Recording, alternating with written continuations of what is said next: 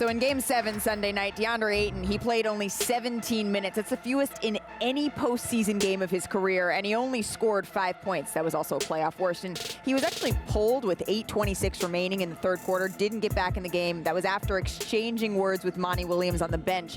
And here's what Monty said when asked about Ayton last night. DA only played 17 minutes tonight, and so he didn't play most of the fourth quarter. Is there any reason why? Is he hurt, or it's internal? It's internal. All right, short and sweet there. Let's bring back in Adrian Wojnarowski, our senior NBA insider, to shed a little bit more light on this. Woj, where does the relationship between Ayton and the Suns currently stand?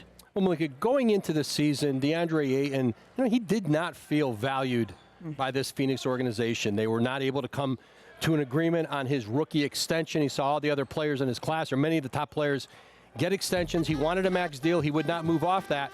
So now he moves toward restricted free agency this summer, where now he'll have some more options, but ultimately Phoenix can still match an offer out there and keep him if he signs an offer sheet with another team. So you mentioned restricted free agency. What exactly does this summer look like for Deandre Ayton? Well, you're going to look at the teams with cap space. A team like, let's say, for example, Oklahoma City, a San Antonio, Portland. Teams who could create enough cap space to go out and sign them, but also the discussions of a sign and trade, meaning teams who maybe don't have the cap space, and if Phoenix decides they want to get assets back for DeAndre and they don't want to match an offer sheet and either decide to pay him that max or allow him to just leave for nothing, which I think is what they won't do.